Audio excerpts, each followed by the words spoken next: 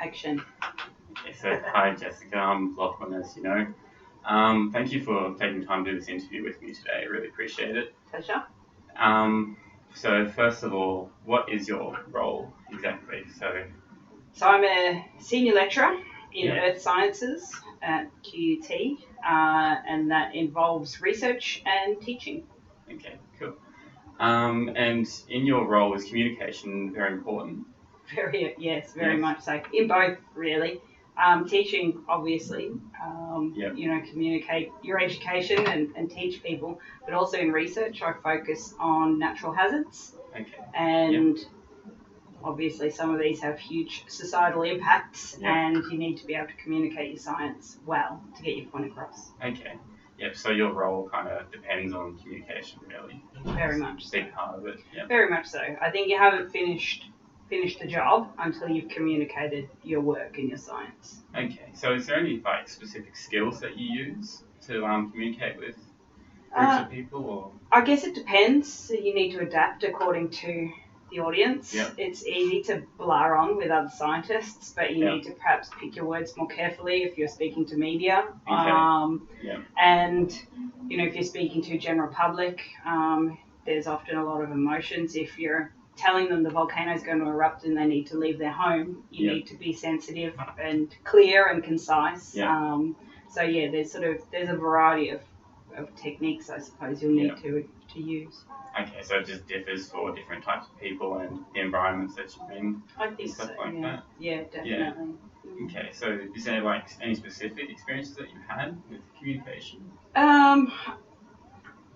Yes. So again, going back to research, I've worked on active volcanoes where you have to do the science, collate the science, and then report to government, who then make policy from your science. And so, for example, moving people from their homes, setting up exclusion zones and things like that. So people can't farm, they can't work, they can't live there. And it's all based on the scientific experiments that you run and then communicated. And so if you don't communicate it clearly, you can get into a lot of trouble. But also just disrupt people's lives, literally. So, Okay, so that's what happens when communication goes wrong. Yeah, so there's big results that happen from that. There is, and there can be. And I mean, communication, when it goes right, it literally can save lives. And then in the case of natural hazards, on occasion, it can literally lose lives. So there's big things at stake. And I think it all comes down to how you communicate the science.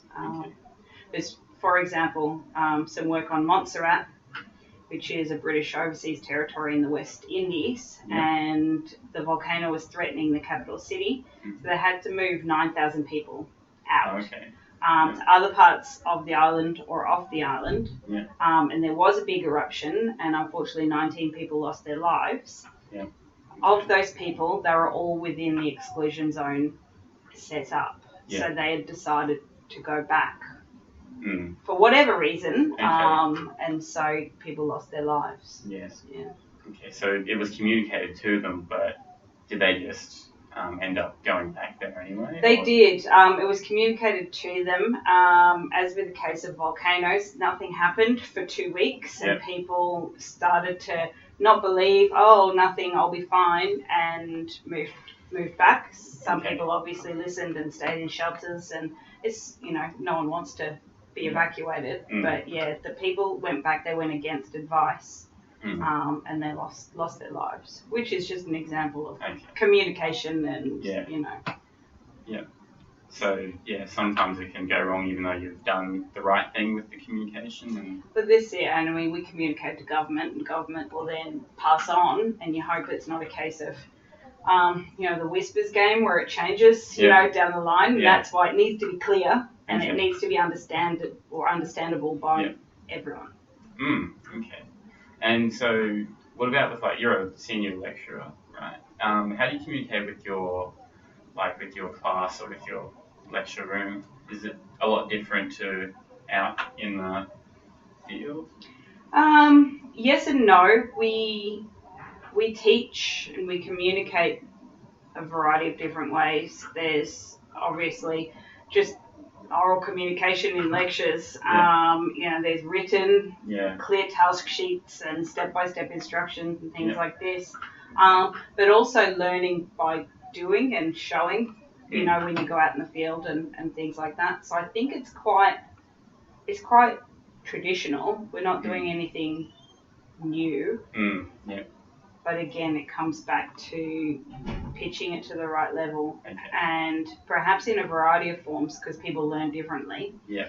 Some people need to see things, some people need to hear them, and so if you come at it from a few different ways, then you can reach a wider audience. Yeah. Okay. And is body language important? Like with just maybe even when talking just to people individually or even in larger groups? Probably. I'm sure you pick up subtly. I'm rather casual in my deliveries and things like this.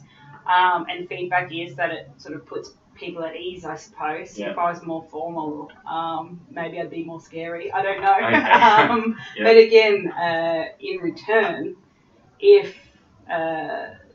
someone's coming and they're on their phone or something like this and you're trying to hold a conversation, obviously there's an immediate block. Yeah. You think, well, so we don't have the connection. Yeah. So what would you do in that situation? Would you just... It depends again on the situation, I suppose. Most people in the teaching perspective are adults. Yeah. Yeah. They choose to be here. Yeah. If people are being disruptive, obviously, you'll have to sort of stop the situation and ask them to be quiet or leave or whatever. Yeah. But again, perhaps that's me being casual. But if people want to not listen, I can't make them listen. So. Okay. So casual kind of conversation works for you? It does. Yeah. Okay. And we find that, especially in the smaller groups, it works better to be able to have a one-on-one connection. Even if there's 20 people in the room, you can still get around to people and have individual sort of discussions. Okay, so it's quite effective. Yeah. Very much so. I think people feel part of a team that way. Yeah. Not just a number or a, Yeah. faceless in the masses. It helps with the smaller groups and having one-on-one. Yeah. Okay. Well, thank you. Thank No you for worries. doing the interview with me. No problems. Good luck. Thank you.